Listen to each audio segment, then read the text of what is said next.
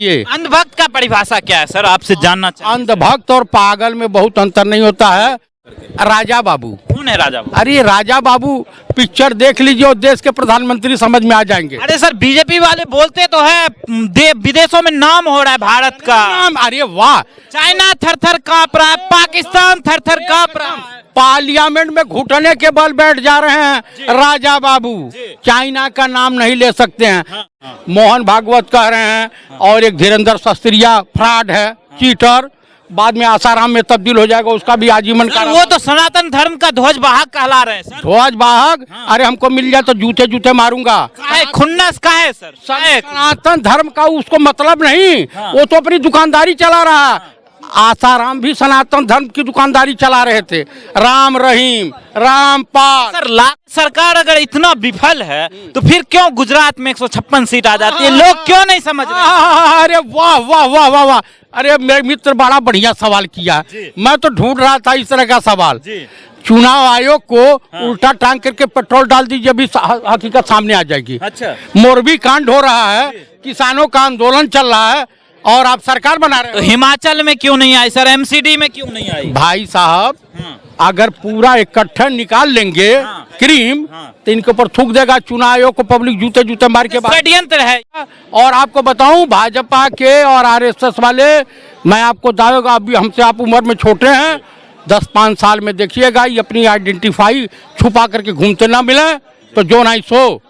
मोहन भागवत कह रहे हैं और एक धीरेन्द्र सस्त्रिया फ्रॉड है, चीटर, बाद में आसाराम में तब्दील हो जाएगा, उसका भी आजीवन कारावास। वो तो भारत की छवि तो पहले ही से खराब है। बीबीसी की डॉक्यूमेंट्री देख लीजिए, वो तो पहले ही से इस देश में एक मोदी जी को बदनाम करने की साजिश है। अरे जो पहले से ही बदनाम हो और जो पहले से ही नंगा हो, उसे कितना नंगा करोगे?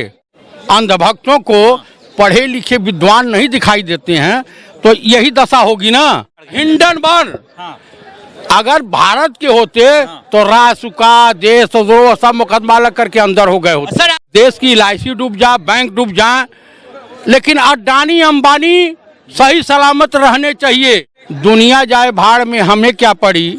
हाँ, मैंने थोड़ी सी चढ़ाई तो बहुत चढ़ी। देश का प्रधानमंत्री अडानी और अंबानी का चौकीदार है। राजा बाबू की सरकार बन गई है तो अडानी अंबानी एक दिन में थोड़ा पैदा हुए हैं। दोस्तों, हम जंतर मंतर पे, और आपको पता होगा कि देश में जो है हाहाकार मच गया। अडानी ग्रुप के लेकर लगातार जो है उनकी संपत्ति धाराशायी होते हुए नजर आ रही है।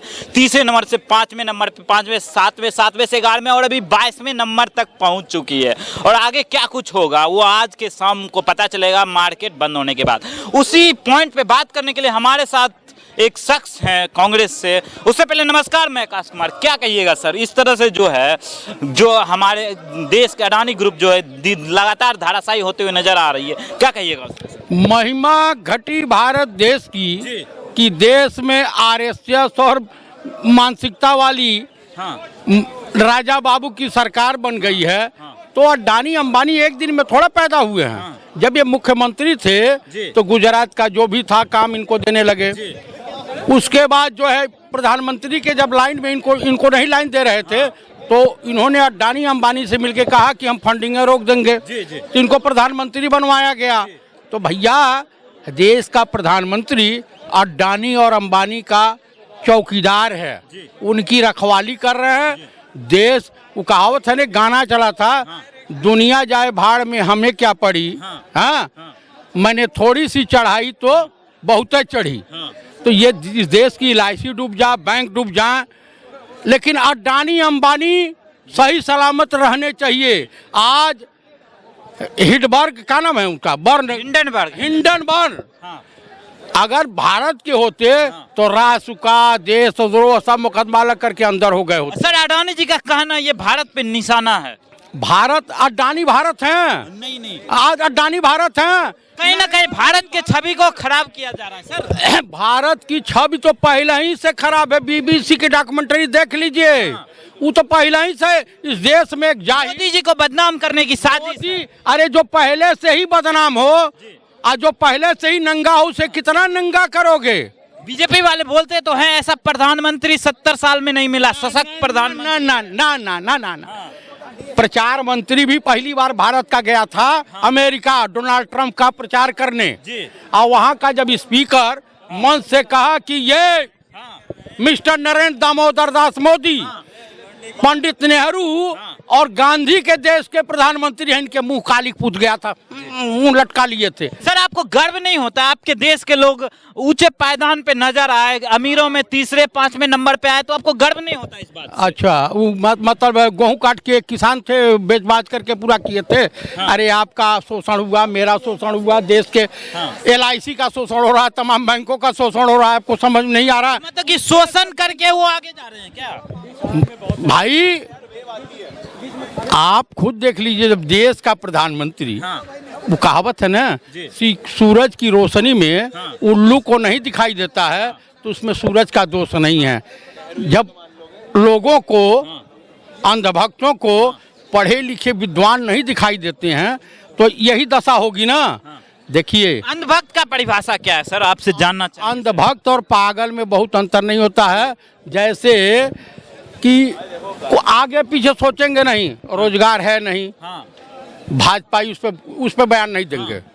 आज भाजपा का कोई भी प्रवक्ता टीवी चैनलों पे जाने से बच रहा है। मोहन भागवत कह रहे हैं, और एक धीरेन्द्र शास्त्रिया फ्रॉड है, चीटर, बाद में आसाराम में तब्दील हो जाएगा, उसका भी आजीवन का। वो तो सनातन धर्म का ध्वजवाहक कहला रहे हैं सर। ध्वजवाहक? अरे हमको मिल जाए तो जूते जूते मारूंगा।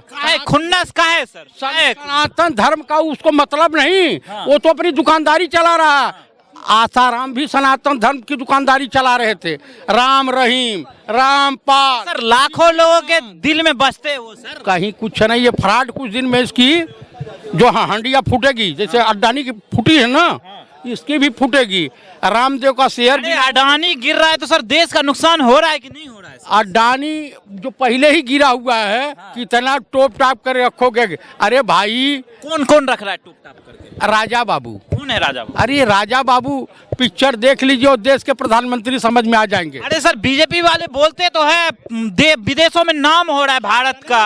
अरे वाह, चाइना थर थर कांप रहा है, पाकिस्तान थर थर कांप रहा है, पार्लियामेंट में घुटने के बल बैठ जा रहे हैं राजा बाबू।